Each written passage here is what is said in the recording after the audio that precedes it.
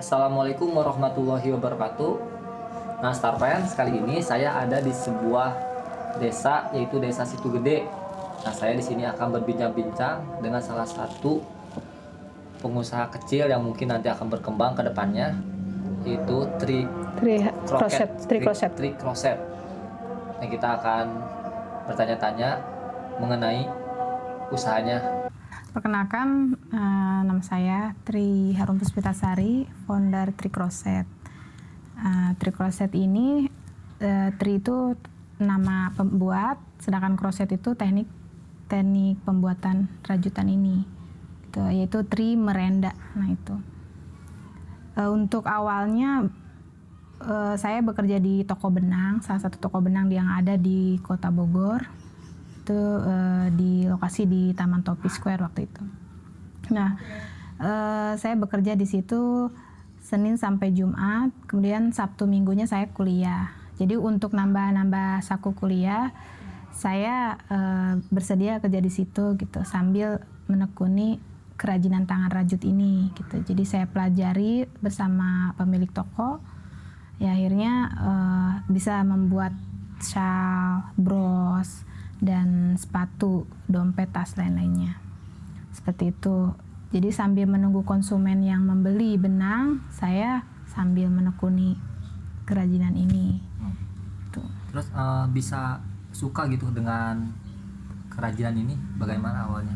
Kan jarang sekali orang yang suka dengan rajutan. Jadi banyak yang bilang kalau handmade rajutan ini identik sama nenek-nenek, sama ibu-ibu. Nah, saya tuh termotivasi pengen ngembangin usaha ini bahwa anak muda juga bisa gitu. Makanya saya terus sampai sekarang ngembangin ini supaya anak-anak muda itu lebih bisa memanfaatkan waktunya gitu dengan hal-hal yang positif seperti menjahit, terus merajut, terus ya buat karya yang lainnya lah, terutama untuk perempuan ya.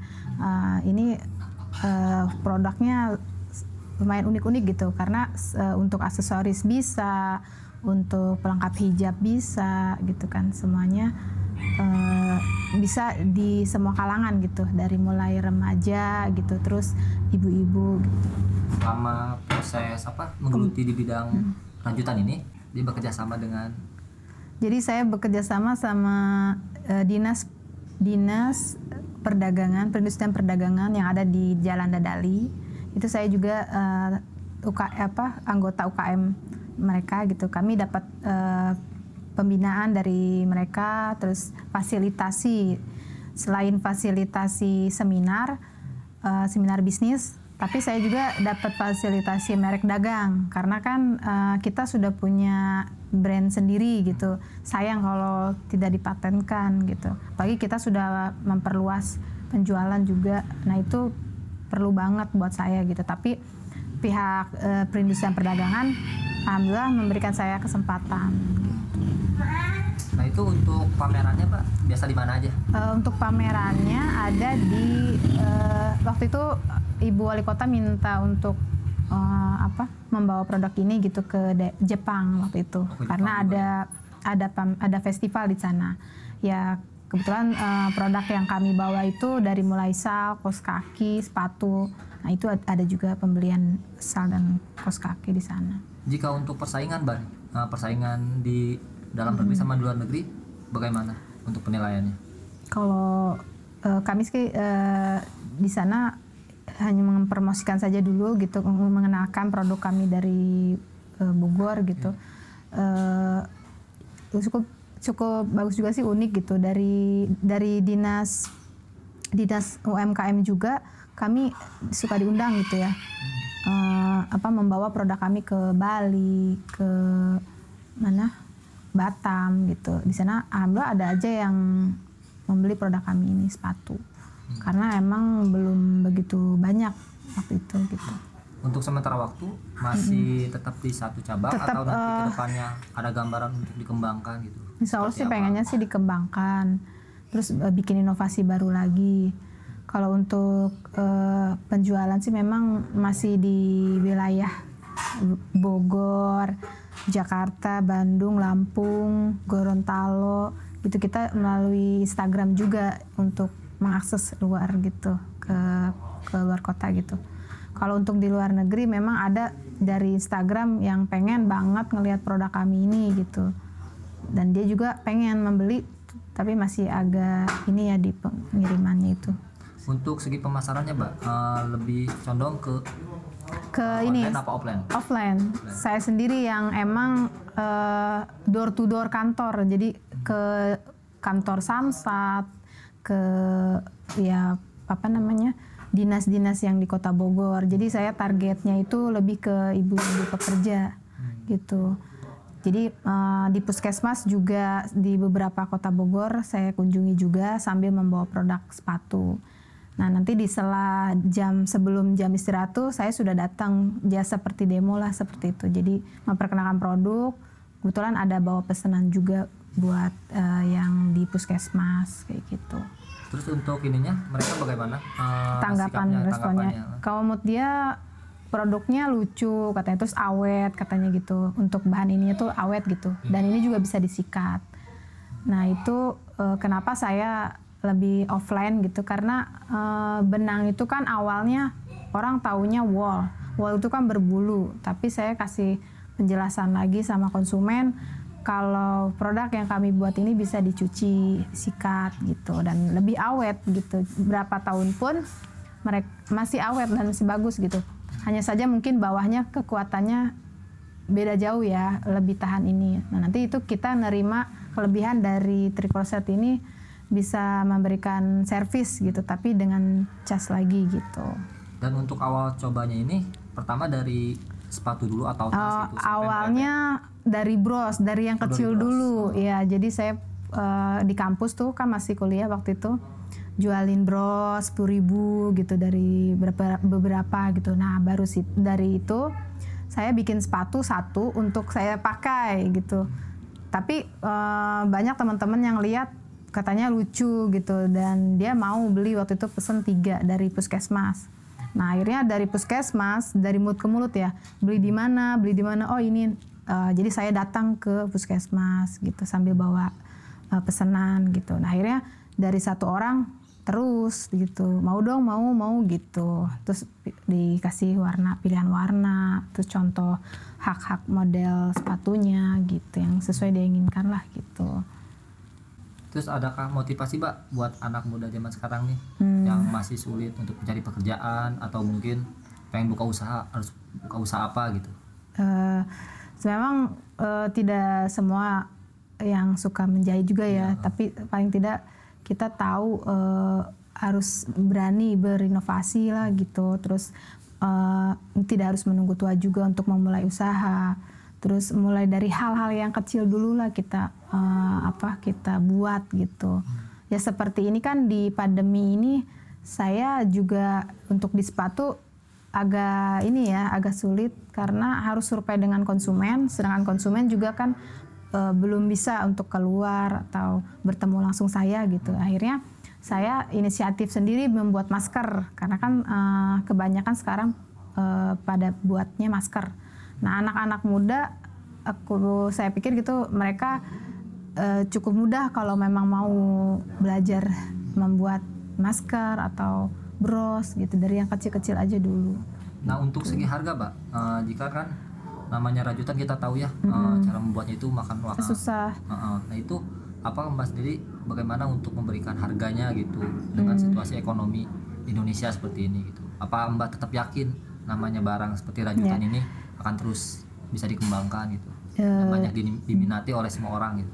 Ya jadi saya tetap harus bisa menyesuaikan juga bagaimana dengan HPP-nya, terus bahan baku yang dipakai juga, dan terus pengerjaan yang saya buat juga gitu. Jadi kalau memang kita yang menghargai orang lain, kita hargai dulu diri kita sendiri gitu, karena kan ini mulai dari tingkat kesulitannya gitu. Jadi harga juga bisa disesuaikan dengan bahannya juga gitu, tingkat kerumitannya gitu.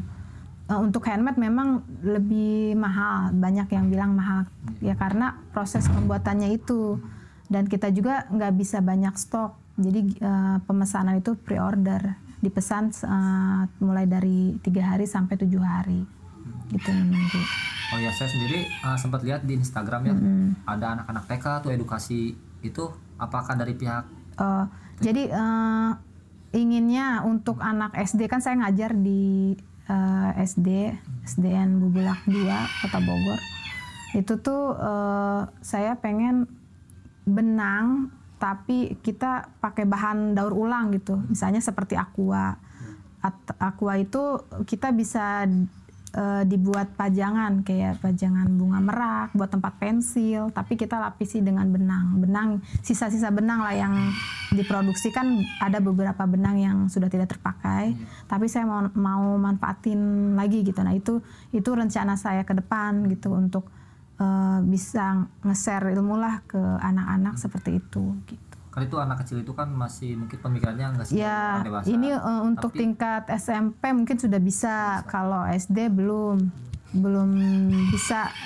Maksudnya ada sih kelas 6 bisa, tapi kasihan terlalu ini ya, rumit gitu. Apakah mereka tertarik juga, Pak?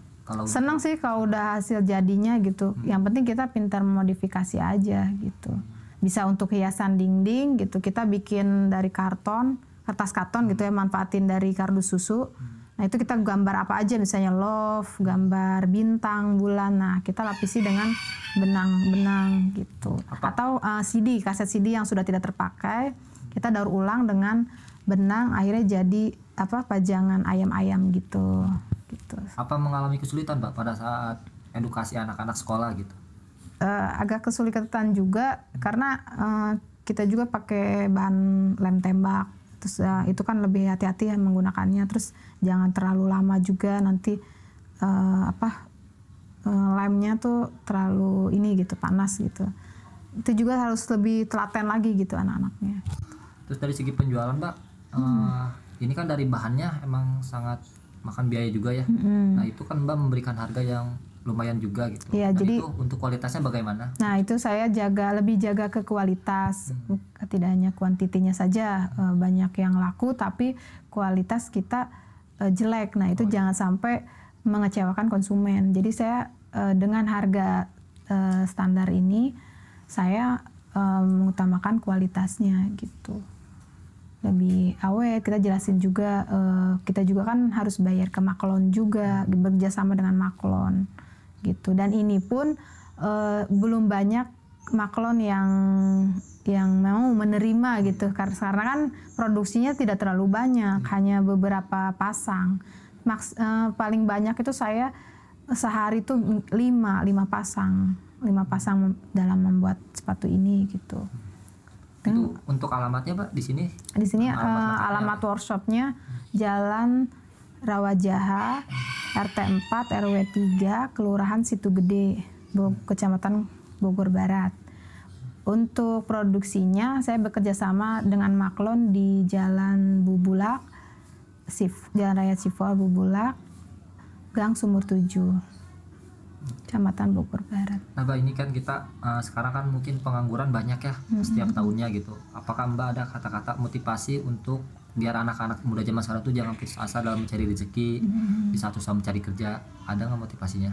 Motivasinya semangat terus, berani berkreativitas, kemudian manfaatkan waktu sebaik mungkin, cobalah dengan hal baru, apa yang disukai gitu, minimal hobi yang kita suka itu apa gitu, mulai dari kerajinan kah atau membuat produk kuliner gitu, apa aja. Terus sambil lihat browsing juga gitu, apa sih yang lagi booming saat ini gitu. Seperti itu. Sebelumnya saya melihat dari ini produk ini, saya juga melihat karena belum banyak, jadi saya berusaha buat nyiptain beberapa produk juga gitu. Alhamdulillah sampai sekarang masih promosi terus gitu. Mbak, alat untuk membuat rajutan ini apa aja, dan produk pertama yang dibuatnya? Dibuat itu apa? Jadi alatnya itu kita punya hakpen, ini jarum ya rajut. Iya.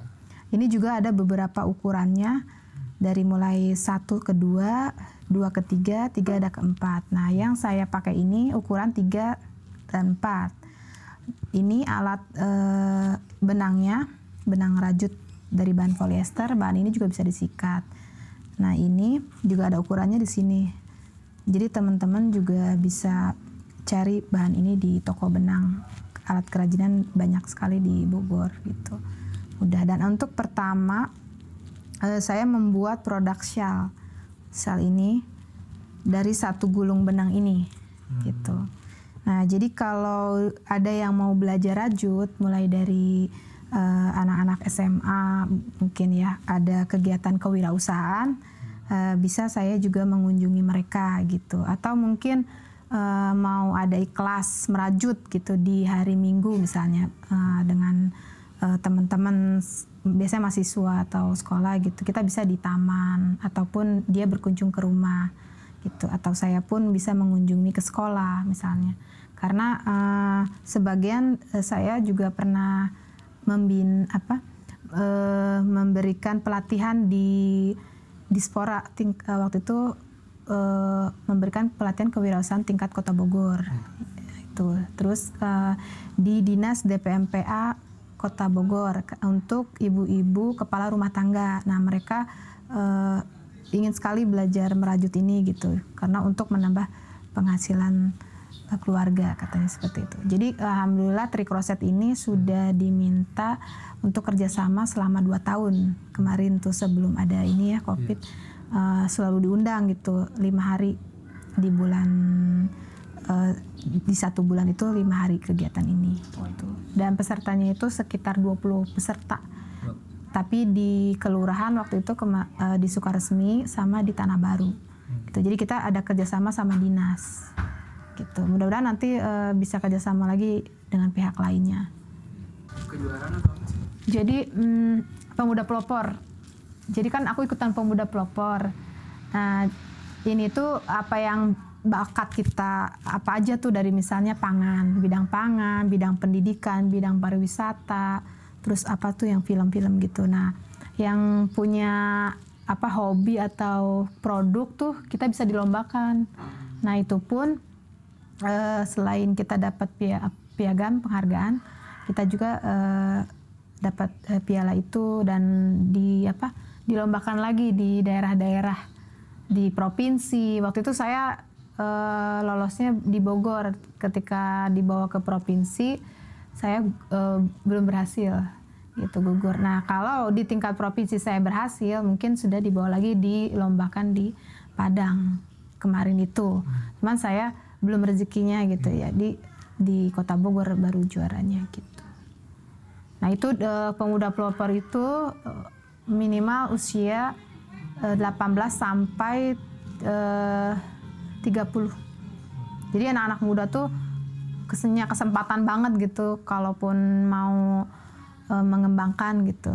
Ini tuh bisa jadi prestasi juga gitu.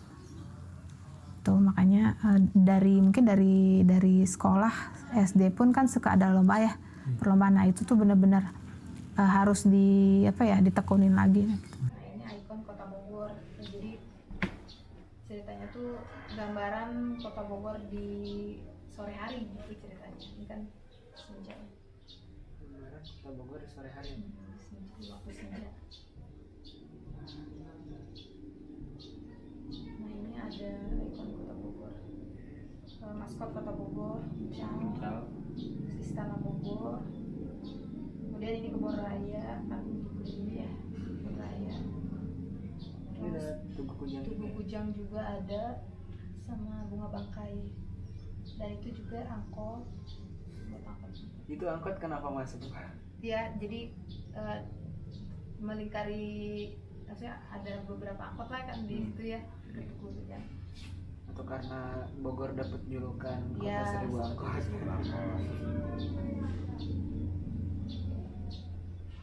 Nah, Mbak Tri, terima kasih. Kita sudah diberikan waktu untuk berkunjung ke sini.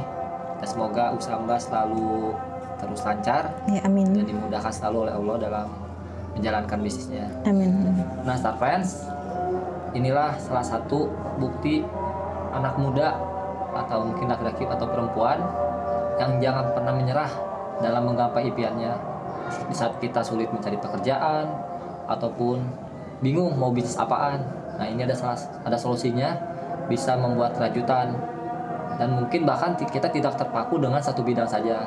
Banyak bidang yang lain yang harus kita tekuni. Yang penting kita jangan pernah lelah untuk terus belajar dan terus berdoa sampai kita menjadi seorang yang bermanfaat untuk nusa dan bangsa. Dari Mbak Tri mungkin ada untuk apa? Sekarang kan lagi pandemi ya. Harapan buat pemerintah, buat anak-anak itu.